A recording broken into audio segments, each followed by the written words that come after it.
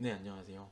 이번 시간에는 BFS 두 번째 시간을 갖도록 하겠습니다.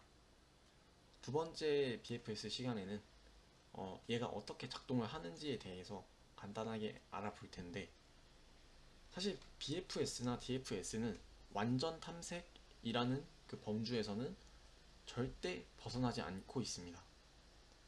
다만 BFS랑 DFS를 도대체 어떤 상황에서 사용해야 되는 건가요? 라는 질문이 나왔을 때 DFS는 그냥 깊이 우선 탐색적인 방법이 필요할 때 사용하시면 돼요. 그리고 BFS는 너비 우선 탐색 방법이 필요할 때 사용하시면 돼요. 라고 말을 할 수 있습니다. 정말 그게 전부입니다. 즉, 내가 어떤 알고리즘 문제를 풀 때 나는 먼저 깊이적으로 하나, 둘, 셋, 넷 먼저 파고 들었다가 끝을 보고 그 다음 거를 확인할 때, 그리고 그 다음 거를 확인하고 싶을 때 저희는 DFS를 사용하면 되고, 그게 아니다, 그게 필요 없다 할 경우에는 BFS를 사용하면 되는데, 대표적으로 DFS랑 BFS는 완전 탐색 문제에서는 솔직히 둘 다 동일하게 문제를 풀 수 있습니다.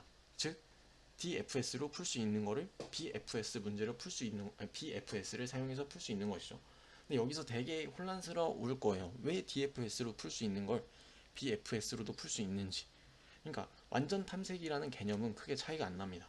그래서 완전 탐색에 대한 그런 시작으로 BFS를 한번 바라보고 소스 코드를 설명할게요. 일단 앞서 말했듯이 그래프는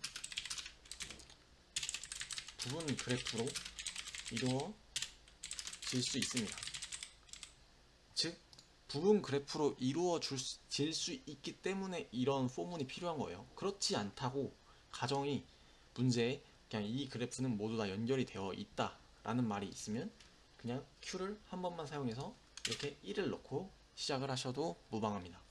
하지만 그렇지 않기 때문에 저희는 부분 그래프로 이루어질 수 있다는 가정으로 이렇게 포문을 넣어주고, 그리고 이 포문을 넣어줬을 때 이 Q는 맨 처음에 아이템이 뭐 하나가 들어가겠죠. 어떤 아이템인지 모르겠지만, 근데 처음에 들어가는 일단 IQ는 무조건 1번 인덱스일 거고, 1번 인덱스가 다시 되돌아오면 안 되기 때문에 BCT를 해줍니다. 그래서 1번 인덱스가 연결되어 있는 모든 정점들에 대해서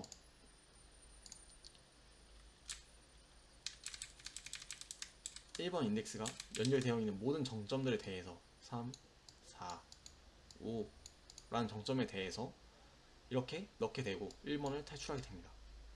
그 다음에 3번도 연결되어 있는 모든 인덱스 간선 2, 6 이런 식으로 넣어주고 탈출하게 되고, 4번도 이 6이 연결되어 있는데 이미 들어가 있기 때문에 4번은 그냥 나가고 5번은 나오면서 7을 넣게 됩니다.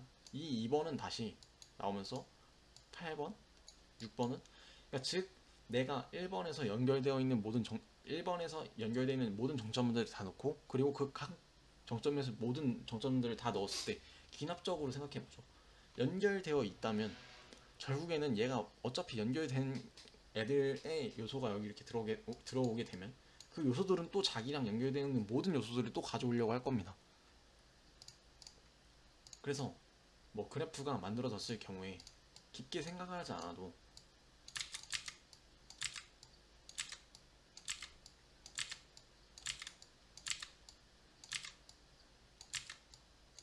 이렇게 만들어진 그래프가 모두 다 연결이 되어 있다면 결국 이 BFS 한 번만 돌아도 이 모든 노드들을 다 체킹이 가능하다는 것이죠. 그 이유는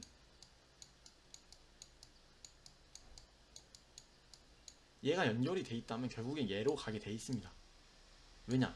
얘는 얘랑 연결돼 있으니까, 그러니까 얘랑 연결돼 있는 모든 요소를 찾을 거고, 얘도 얘랑 연결된 모든 요소를 찾을 거고, 얘도 얘랑 연결된 모든 요소를 찾을 거고, 얘도 얘랑 연결된 모든 요소를 찾을 거기 때문에 이 내부에 있는 애들은 당연히 연결만 돼 있다면 모든 연결 요소를 다 찾을 거니까 당연히 완전 탐색이 되겠죠.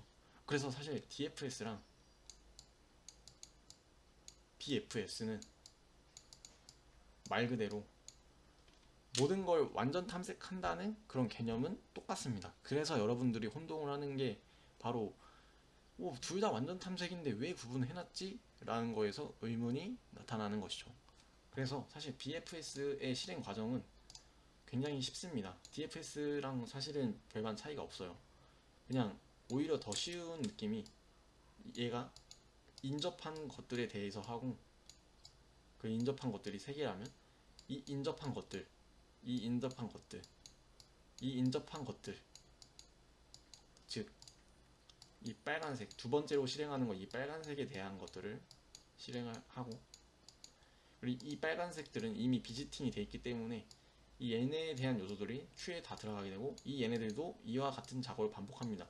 따라서 연결되어 있는 모든 그런 요소들은 BFS 한 번으로 찾아지게 되고, 그래서 이 비지트가 만약에 돌다가 다른 연결되지, 아니 비지트가 만약에 0이라면 걔네들은 이 이전에 했던 그런 그래프 노드들의 집합에 속하지 않는 새로운 부분 그래프가 되겠죠. 그렇기 때문에 이런 방식을 사용합니다. 그래서 여기서 제가 설명하고자 하는 거는, 왜 DFS랑 BFS가 구분이 되었는가, 즉 사용하는 방법이 좀 다릅니다. 예를 들어서 A에서 B까지 가는 최단 경로를 구하고 싶어요. 물론 가중치는 1이고, 그렇게 됐을 때 DFS로 구하는 게 빠를까요? BFS로 구하는 게 빠를까요? 당연히 BFS로 구하는 게 빠릅니다. 그 이유는 깊이 우선 탐색과 너비 우선 탐색의 정말 차이점이라고 할 수 있어요. 그래서 예를 들어서